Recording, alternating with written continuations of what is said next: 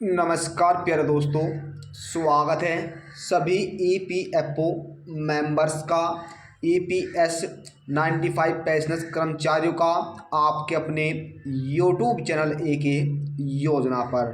प्यारे दोस्तों, आज एक बार फिर हम आप सभी ईपीएफओ पेंशनर्स के लिए एक बहुत बड़ी खुशखबरी लेकर दोस्तों हाजिर हो चुके हैं। साथियों, अगर आपके परिवार का भी कोई सदस्य जो है वो ईपीएफओ या ईपीएस जो पेंशन है उसका मेंबर्स हैं, तो आज की यह जानकारी उनके लिए बहुत ज़्यादा महत्वपूर्ण है।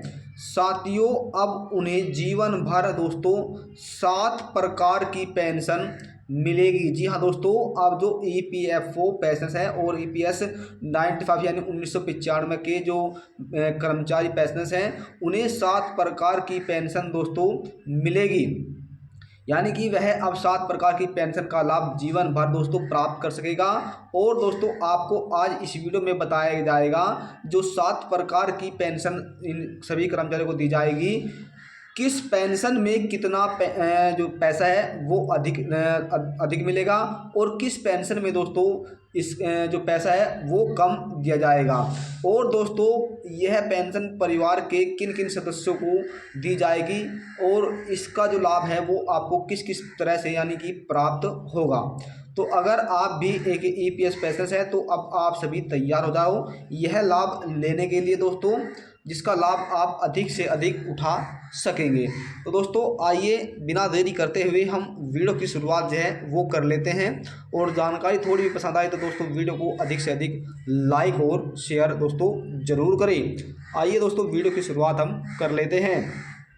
कर्मचारी भविष्य निधि संगठन में कार्य करने वाले सभी कर्मचारी के लिए बहुत बड़ी खुशखबरी दोस्तों निकल कर आ रही है, क्योंकि अब वह 7 प्रकार की पेंशन का जो लाभ है वो उठाने के हकदार हो गए हैं और जिसका लाभ अब वे जीवन भर यानी भविष्य में हर समय दोस्तों प्राप्त करते रहेंगे। जानकारी के लिए दोस्तों आपको बता दें, ऑर्गेनाइज सेक्टर में कार्य करने वाले कर्मचारी ईपीएफओ या प्राइवेट जो कर्मचारी हैं उन्हें कई प्रकार की जो पेंशन है वो सरकार प्रदान करती है, जिसका नाम एम्प्लॉयज पेंशन स्कीम है दोस्तों, यानी ईपीएफओ जो है दोस्तों है। और इस योजना की पात्रता पूरी करने पर ही यह लाभ उन सभी को दिया जाता है। और विशेष स्थिति में परिवार या नॉमिनी सदस्य को भी यह सहायता दोस्तों प्रदान की जाती है। अगर जो व्यक्ति है और किसी कारण दोस्तों व्यक्ति को कुछ हो जाता है तो जो उसके परिवार के सदस्य है या उसका कोई नॉमिनी है दोस्तों वो इसका लाभ भी प्राप्त कर सकते हैं। साथियों उन्हें भी यह सहायता दोस्तों प्रदान की जाएगी। साथियों आपको बता देते हैं, भारत में ईपीएफओ का होना बेहद ज़रूरी है, क्योंकि इसके तहत बहुत से कर्मचारी रिटायरमेंट होने के बाद या उससे पहले विशेष परिस्थितियों में जो है वो रिटायरमेंट ले लेते हैं। और मेंबर्स के परिजनों को फिर दोस्तों उसके बाद यह अगर दोस्तों जो कर्मचारी है अगर उससे कुछ दिक्कत आ जाती है या दोस्तों उसकी मृत्यु हो जाती है या फिर दोस्तों वह किसी कारणवश मेंबर्स जो है परिस्थिति में दोस्तों रिटायरमेंट ले लेता है तो उसके परिजनों को यह सहायता जो है प्रदान की जाती है। और दोस्तों वित्तीय सुरक्षा भी उनके लिए दी जाती है। ईपीएफओ प्रोविडेंट यह फंड दोस्तों तैयार करता है। वहीं दोस्तों अगर हम बात करें पीएफ फंड की तो इसमें कंपनी एवं कर्मचारी दोनों को ही योगदान दोस्तों करना होता है।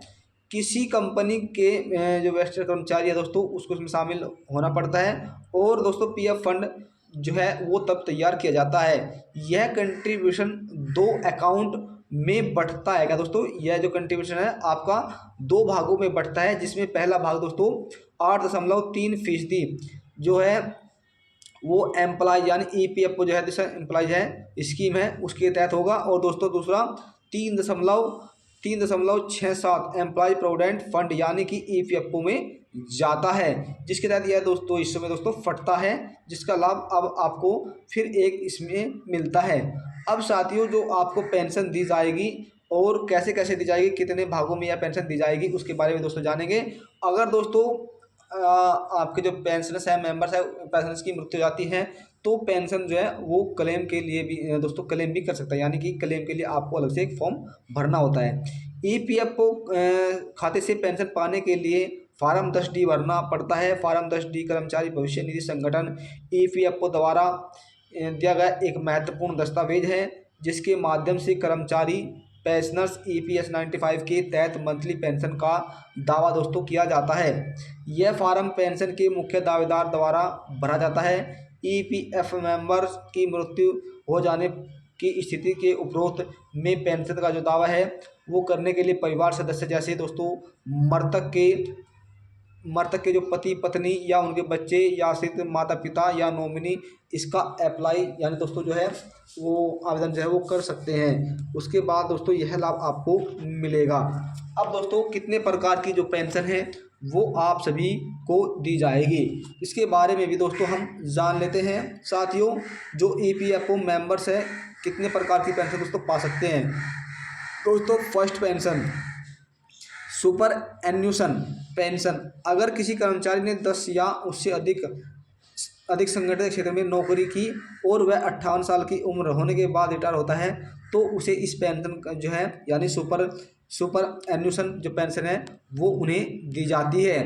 उसके बाद दोस्तों अर्ली पेंशन का दोस्तों दूसरा है अर्ली पेंशन। अर्ली पेंशन कैसे दी जाती है दोस्तों, कर्मचारियों को यह उस समय दी जाती है जब वह 10 या उससे अधिक समय तक सेवा करता है और 58 साल की उम्र पूरी होने के से पहले ही दोस्तों अपना रिटायरमेंट ले लेता है या नौकरी दोस्तों छोड़ देता है, तो दोस्तों तब उसे अर्ली पेंशन दी जाती है। जिसमें दोस्तों बता दें दी जाती है दोस्तों।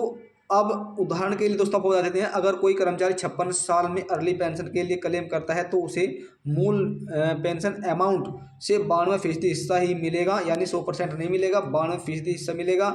और यह पेंशन हर साल दोस्तों 4% घटकर आपको दी जाएगी। दोस्तों अगर आप 58 साल की उम्र में लेते हैं तो फिर आपको बढ़कर मिलेगी, अगर आप इससे कम लेते हैं तो फिर आपको जो है 4% जो है वो घटकर इस पेंशन का लाभ दिया जाएगा। तीसरा दोस्तों नॉमिनी पेंशन। यह किस तरह दी जाती है दोस्तों, यह पेंशन उस समय दी जाती है जब उन सभी सदस्यों द्वारा दी जाती है दोस्तों, यानी उस व्यक्ति के सदस्य को दी जाती है अगर नॉमिनी खुद, जैसे दोस्तों आपके पिताजी हैं और आप स्वयं हैं, आप अपने खाता जो खुलवा लेते हैं और दोस्तों जो आपके पिताजी हैं किसी कारणवश दोस्तों उनकी मृत्यु हो जाती है। क्या दोस्तों, अगर EPF मान लीजिए दोस्तों अगर EPFO है और उसकी मृत्यु हो जाती है, जो कर्मचारी दोस्तों उसकी मृत्यु हो जाती है, तो मृत्यु हो जाने के बाद उससे घर का कोई सदस्य जो उसका नॉमिनी बनता है यानी दोस्तों उसको में जुड़ता है तो उसे यह पेंशन सरकार द्वारा दी जाती है या फिर उसके माता पिता इस पेंशन का लाभ प्राप्त करते हैं। यानी दोस्तों अगर आपके माता पिता है, मान लीजिए दोस्तों आपके माता पिता हैं और आपने बैंक में अपना खाता खुलवाया और अपने पिताजी का खाता उसमें ऐड कर दिया, आपके पिताजी ने खाता खुलवाया और आप उसमें नॉमिनी के तौर पर जुड़ गए, किसी कारण दोस्तों आपके दादा की या पिताजी की दोस्तों मृत्यु हो जाती है तो फिर जो नॉमिनी आप जुड़े जितना भी पैसा है वो आपको पेंशन के रूप में मिलता रहेगा। चौथा दोस्तों आश्रित माता पिता को जो पेंशन है वो दी जाती है, आश्रित जो है तो माता पिता को यह पेंशन दी जाती है अगर सदस्य की मृत्यु हो जाती है और समय पर कोई परिवार का सदस्य नहीं है। अगर दोस्तों उसके जो उनका लड़का है उसे कोई दोस्तों बच्चा नहीं है तो उसके माता पिता को यह पेंशन दी जाती है। दोस्तों पांचवी पेंशन दोस्तों विकलांगता। अगर किसी कारणवश दोस्तों जो EPS पेंशन है और व्यक्ति है दोस्तों और कार्य के दौरान वह पूरी तरह से विकलांग हो जाता है तब यह पेंशन उन्हें दी जाती है। यानी कि दोस्तों कार्यस्थल पर अगर कोई दुर्घटना हो जाती है और वह विकलांग हो जाता है तब उसे जो है यह पेंशन दी जाती है। अब दोस्तों अनाथ पेंशन के बारे में जान लेते हैं। यह पेंशन उन सभी परिवार के बच्चों को दी जाती है जिसमें मृतक के जो बच्चे हैं दोस्तों जो वह EPS का सदस्य है दोस्तों, यानी EPFO का सदस्य है और किसी कारण दोस्तों उसकी मृत्यु हो जाती है तो उसके जो बच्चे हैं, उसकी पत्नी है, तो जो बच्चे हैं उन्हें अनाथ होने से बचाने के लिए दोस्तों सरकार जो है यह पैसा देती है और जिससे उनकी सहायता दोस्तों हो सके और वे भविष्य में आगे बढ़ सके। शिक्षा के लिए भी उनका पूरा जो ख्याल है वो सरकार द्वारा रखा जाता है। तो दोस्तों ये सभी जो पेंशन है वो सरकार द्वारा सभी कर्मचारी उन सभी को दी जाती है। अगर आप भी EPFO या EPS 95 के मेंबर्स हैं तो आप भी यह पेंशन का लाभ प्राप्त कर सकते हैं। तो साथियों अगर जानकारी से लेकर कोई भी सवाल आपका है तो आप हमें कमेंट करना ना भूलें, आपको हर एक सवाल का जवाब दिया जाएगा और जानकारी थोड़ी भी पसंद आए तो वीडियो को अधिक से अधिक लाइक और शेयर जरूर करें। मिलते हैं एक नई जानकारी के साथ, तब तक के लिए जय हिंद जय भारत।